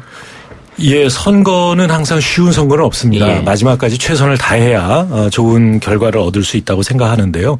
지난 2년 반의 우리 정부에 대한 이 평가랄까 이런 부분들이 굉장히 좀 박하게 이 평가를 받고 있습니다만 사실 이 지난 2년 반은 이렇게 후퇴하지 않은 것만으로도 굉장히 잘 버텨온 그런 기간이 아니었나 이렇게 생각을 하고요. 물론 앞으로 이 좋아질 일만 남았다 이렇게 말씀드릴 수는 없습니다만 경제적으로도 현재까지 쭉 이어져 오던 정책 여기에 대해서 국민 여러분께서도 이 같은 평가를 내리시고 계신 예. 걸로 알고 있습니다. 이를테면 이 정책의 방향은 옳았다.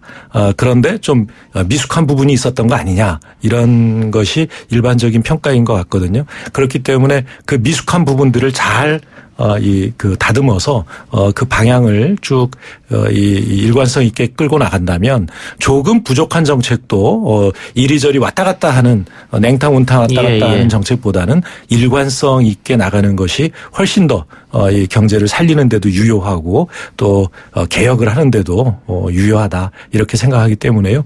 국민들께서 그런 점을 잘 가려서 판단해 주시리라고 생각합니다. 정책에 있어서 일관성 또 예측 가능성 상당히 중요한 것이긴 하죠. 알겠습니다.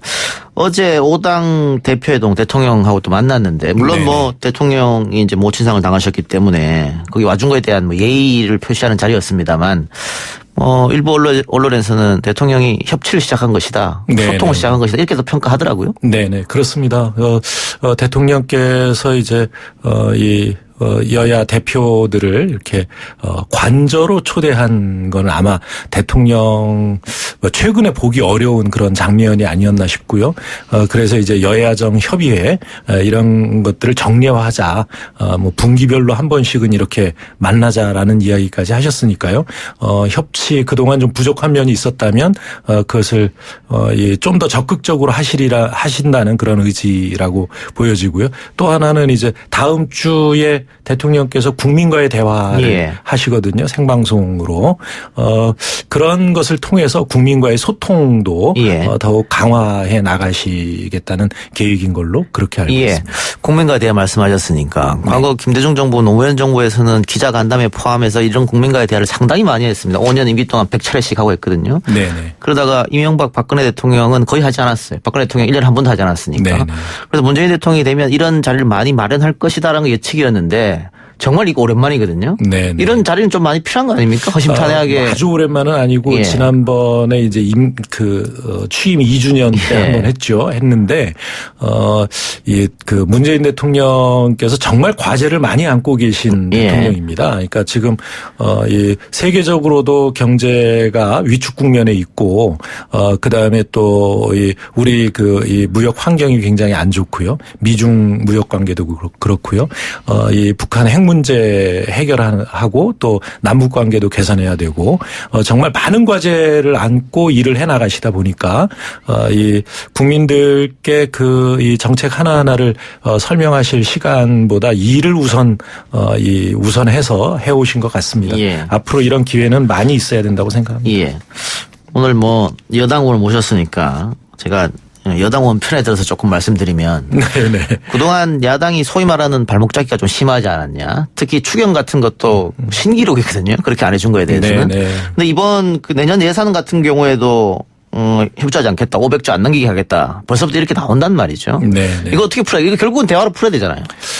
예. 대화로 풀 수 있을 거라고 생각을 하고요. 예. 물론 이제 우리 그 국회에는 또 국회 나름의 이 절차와 과정이 있으니까 이런 것들을 통해서 내년도 예산을 하나하나 또 잘 지켜나가겠다는 말씀을 드립니다.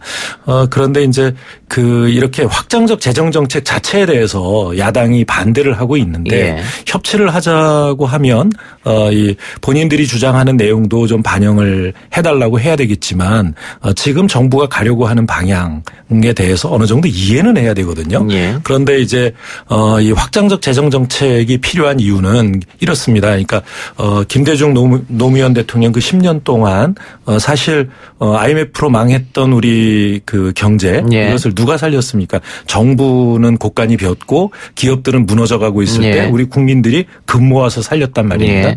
그런데 그 이후에 국제금융위기 이후에 그 기업들은 그런 대로 이렇게 이 곳간을 채워갔는데 정부도 그런 대로 살아났고요. 그런데 지금 국민이 어렵습니다. 국민이 굉장히 이렇게 양극화와 그다음에 저소득의 제대로 생활이 어려워졌었는데 그게 이제 이명박 박근혜 9년 아닙니까? 예. 이것을 국민들이 참아왔던 거는 이렇게 하면 기업들이 투자해줄 거로 생각을 했어요. 근데 기업들이 투자를 잘 안 했습니다. 그래서 이제 지금은 이 국민들이 가진 것 없고 기업은 가진 게 있어도 투자를 안 하니까 그러니까 정부가 나서서 재정이 조금 여유가 있는 정부가 나서서 국민들의 소득 또 올려주면서 소비를 부양하고 또 기업의 투자를 끌어내는 이런 정책을 펼 수밖에 없는 것인데 그것이 바로 소득주도 성장이고 혁신성장 이런 것입니다. 그것을 하기 위해서 가장 중요한 게 결국은 재정의 역할이고 정부의 역할입니다. 이것을 이제 이 협조를 안 하겠다고 하는 거 아마 어제 청와대 들어가서 6분이 굉장히 많은 말씀을 나누셨다고 하는데 이 협치 분위기에도 안 맞고요. 예. 빨리 이 생각을 고치셨으면 하는 생각입니다. 그러니까 이명박 박근혜 정부 들어서 소위 말하는 친기업 프렌들리 이러면서 네. 법인세 깎아주고 뭐 이렇게 여러 가지 정책을 폈는데 네. 근데 투자 고용 안 되고 네. 결과적으로는 결국 국민들 주머니만 였단 말이죠. 낙수 효과도 없었고 이렇게 됐단 말이죠. 예. 그래서 경제 패러다임을 바꾸려고 문재인 정부에서 새롭게 시도하는 거다. 이 말씀 같고요. 그렇습니다. 협치 얘기하셨으니까 협치 이야기가 나왔음에도 불구하고 지금 또 최근에 김재원 의원이 이해찬 대표에게 2년 안에 죽는다 또 이런 막말이 있단 말이죠. 예. 이런 이야기가 자꾸 나오면은 당연히 여야는 싸울 수밖에 없잖아요. 예. 당연히 사과도 해야 되고 예. 또 책임 있는 이 국회 이 예결위원장 자리에서 당연히 스스로 물러나는 게 그게 당연하다고 생각합니다. 예. 그렇게 하실 가능성은 없어 보이지만 김재원 의원 같은 분 사실 정치를 하시면 안 됩니다. 예. 왜냐하면 그러니까 정치는 특히 이제 정치인은 말로 정치를 하는 사람들이거든요. 말의 예술이죠. 예, 네. 말을 잘해야 됩니다. 예. 말을 할 때마다 사람에게 상처를 입히고 상대방을 불쾌하게 만드는 이런 정치인은 이게 정치에 대한 국민의 신뢰를 오히려 떨어뜨리는 정치인이기 때문에 내년 총선이 있습니다만 유권자들께서 잘 가려서 국회에 보내주십사 하는 말씀을 드립니다. 예. 민주당에서는 막말하는 정치인에 대해서는 공천에 뭐 불이익 주겠다 뭐 이런 것도 있던데. 엄밀하게 말씀드리면 막말이라기보다는 혐오 발언. 혐오 발언. 예. 혐오 발언입니다. 우리가 이제 일본 이 의회에다가 이 헤이트 스피치 금지법, 뭐 이런 방지법 이런 것들을 요청을 했었거든요. 다른 나라 국회에다가는 우리 제1동포들 혐오 발언하지 말아라 이렇게 하면서 우리 스스로는 국회 안에서 혐오 발언하고 있습니다. 예. 그러니까 광주 시민은 폭도라든가, 뭐 광주 항쟁은 북한의 뭐 개입? 예. 뭐 이렇게 특수 부대가 와가지고 했다. 뭐 이런 식의 발언들 계속 하고 있지 않습니까? 예. 이런 것들 절대 있어서는 안 된다고 생각합니다. 예. 선거 얘기 나왔으니까 네. 본격적으로 선거 얘기해 봅시다. 일단 총선 기획단 민주당도 꾸렸고 자유한국당도 꾸렸는데. 언론의 평가는 꾸린 것 자체는 민주당의 손을 많이 들어주더라고요. 네, 네. 예. 그래서 출발은 좋았다 이렇게 보여지는데. 네. 지금 총선 평가해 주셔서 감사드리고요. 예. 총선 기획 단장이시니까 각오 한마디 듣고 얘기합시다. 예, 이제 저희가 총선 기획단을 만들었습니다. 총선 기획단을 구성할 때는 저희가 이제 이번 선거에 반드시 필승해야 되겠다는 그런 의지를 담았고요. 그런 만큼 당 내가 또 하나로 뭉칠 수 있고 또 당이 보다 더 새롭게 혁신한 모습으로 국민들께 인식될 수 있도록 당이 가야 할 방향 그것을 저희는 공정, 혁신, 미래 이런 가치로 추출을 했는데요. 그런 가치를 잘 드러내줄 수 있는 분들로 구성하려고 노력을 했고요. 또 저희가 그런 관점에서 이번 선거 뭐 정책의 측면에서나 또는 뭐 홍보라든가 아니면 후보를 준비하는 면에서도 그런 최선을 다하겠다는 말씀드립니다. 총선 기획단 민주당이 이겼다. 이제 일단 꾸린 것만으로 그런 평가를 받는 게 일단 그동안 정치권에서 소외됐던 여성 청년들이 많이 들어갔다 이런 점이 있을 테고 자유한국당 장제원 의원이 금태섭 의원이 민주당 총선 기획단에 들어가는 걸 보고 소름 돋았다 이렇게 표현했어요. 그런데 장제원 의원의 그로부터 그렇게 칭찬받을 줄은 몰랐습니다. 그래요. 근데 일부 민주당 지지자들은 내부 총질했던 금태섭 의원을 왜 총선 기획단에 넣느냐 이런 또 반발도 있었단 말이죠. 내부 총질이라고 말씀하시는 데는 저는 그렇게 동의하지는 않는데요. 그러니까 좀 다른 주장을 했죠. 이 우리 당의 일반적인 이 의원들이 가지고 있는 생각과 조금 다른 주장을 했을 뿐이고요.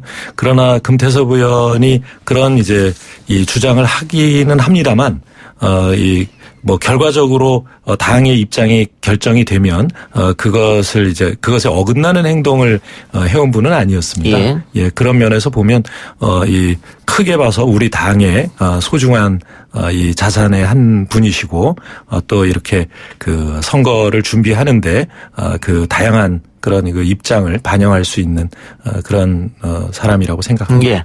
또 이 총선 기획단 이야기하니까 저한테도 많이 여쭤보시더라고요. 총선 기획단이 뭐 하는 데냐. 뭐 공천장을 막 줄 수 있냐. 이렇게 설명 좀 해주세요. 예. 총선 기획단은 이제 당이 선거 체제로 본격적으로 전환하기 이전에 이 총선에 대한 여러 가지 필요한 준비를 하는 곳입니다. 그래서 이제 이번 총선 기획단 같으면은 우선 우리가 지난 5월 달에 경선과 관련된 규칙을 다 마련을 했는데요. 다만 비례대표 후보 결정 과정에 대해서는 제도 마련을 못했습니다. 그래서 비례대표 공천 심사와 또 순위 결정하는 그 과정을 결정하게 될 거고요. 그리고 거기에 더해서 이번 총선의 기본 이 컨셉과 전략 그리고 또 이 필요한 어떤 이 제도라든가 또 선거 대책 기구 이런 것들을 어떻게 만들 것인가 이런 부분들을 준비해서 이 선거 대책 기구를 이제 구성하게 되면 그 안으로 이제 총선 기획단은 그대로 이제 흡수가 돼서 이 총선 선거 운동에 들어가게 됩니다. 예. 총선 기획단 젊은 층 참여를 보면 뭐 장경태, 황희두, 정은혜 이런 분들 40대도 꽤 들어가 있고요. 네네. 2030을 겨냥한 거 아니냐 뭐 이런 얘기도 들리던데 최근 민주연구원에서 모병제안을 제안했거든요. 이게 이슈가 일단 벌써 됐습니다. 어쨌든 간에. 그러면서 관련된 여론조사까지 막 쏟아지고 있거든요. 당에서 어떻게 보고 계십니까? 예, 굉장히 이제 관심을 끌게 되었는데요.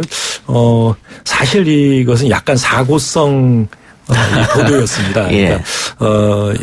그러니까 연구원의 외교 국방 쪽을 담당하는 연구원이 이 분야에 대해서 그러니까 집중적으로 연구를 해왔고 그것을 이제 이슈 브리핑용으로 정리를 하고 있었는데 그게 이제 이슈 브리핑 발간 결정이 나기 전에 언론에 유출이 돼서 기사가 먼저 되는 좀 그런 일이 있었는데요.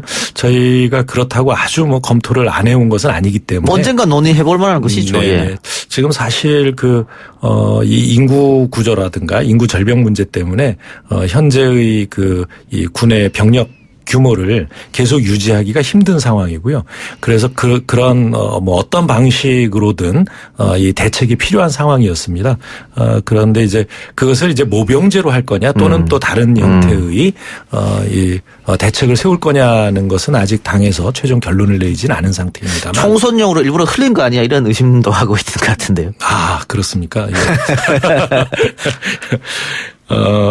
글쎄요. 그러면 제가 사고였다고는 말씀을 안 드리죠. 알겠습니다. 어쨌든 이 부분은 분명히 논쟁이 필요한 부분인 것 같고. 근데 가끔 보면 이렇게 이득이 되는 사고도 있고요. 그다음에 해가 되는 사고도 있는데요. 이게 어느 쪽으로 갈지는 잘 모르겠습니다. 아까 제가 말씀드린 여론조사는 반대가 좀 많더라고요. 국민들 여론조사는. 근데 그 여론조사의 조사 방식에 문제가 있더라고요. 모병해서 직업 군인이 되면 월 300만 원 정도 주는 거에 동의하느냐 이런 질문이었던 거로 제가 기억하고 있습니다. 그거 봤을 때는 그래요. 알겠습니다. 어쨌든 300만 원 이거는 반대해달라는 얘기 아닐까요? 이건 토론과 논쟁이 필요한 부분인 것 같고. 이낙연 총리의 총선 역할론 꾸준하게 언론에서 언급되고 있습니다. 또 지금 국무총리 비서실에서도 12월까지만 지금 일정이 있다. 그렇게 얘기를 해서 그럼 1월 달부터 당으로 복귀하는 거 아니냐 뭐 이런 이야기가. 물론 이것도 이제 오늘 제가 기자들의 질문이 있어서 답변을 했습니다만 어제 비서실장께서 기자간담회를 하면서 당의 요청이 있고 본인이 희망하면 그러면 이제 놓아드릴 생각이다. 뭐 대통령께서는 그렇게 생각하신다. 이런 말씀을 해서 이제 주목이 됐는데요. 뭐 당에서 아직 이 총리께 와주십시오라는 요청을 아직 안 했습니다. 그래서 지금은 이 당장 언제 온다 뭐 이런 얘기를 할 이 시기는 아니다 이렇게 말씀을 드립니다. 차기 대권 후보 여론조사하면 항상 1위를 달리고 있고 최장수 국무총리로서 국민들의 신망도 받고 있고 당에서 당연히 요청해야 되는 거 아닙니까 선거를 위해서? 요청할 때가 오겠죠. 알겠습니다. 좀 지켜보죠. 그리고 이거는 뭐 현실적인 법안 관련 부분인데 패스트트랙 법안 처리. 이게 자유한국당을 제외하고 다른 당이 5당이 공조가 돼서 쉽게 본회의 처리될 것이다 이런 전망이 우세했습니다만 지금 보니까 이거 좀 힘들 것 같은데 또 이런 의견도 나오고 있어요. 어떻게 보고 계세요? 지금 사법개혁법안은 표결 처리를 하게 될 경우에 이 4당이 공조해서 또 뭐 무소속이라든가 대한연대 이런 쪽에 협력을 받아서 처리를 하는 거에 크게 무리가 없을 수는 있습니다. 그런데 이제 이 선거법 같은 경우에는 지금까지 표결 처리를 해본 경험이 거의 없거든요. 그렇다 보니까 이제 5당이 합의를 해야 되는 거 아니냐라는 건데요. 이 자유한국당은 그저께 황교안 대표가 이 기자들에게 말씀하실 때도 270석 안 기존의 당론을 그대로 반복을 하고 있기 때문에 그 입장에서 얼마나 변화가 있을지 모르겠고 또 다른 당들도 기존의 우리 패스트트랙 안에서 크게 특히 이제 정의당 같은 경우에는 크게 바뀌질 않고 있습니다. 이런 상황에서 5당 합의를 이뤄낼 수 있을지 좀 걱정스러운 예. 대목이 있습니다. 지금 국회의장께서 주도를 해서 정치 협상회의를 열고 있는데 아직 그 두 차례 모임이 있었습니다만 황교안 대표가 두 번 다 참석을 안 했어요. 예. 다음번에는 뭐 청와대도 가셨으니까 오시지 않을까 싶은데요.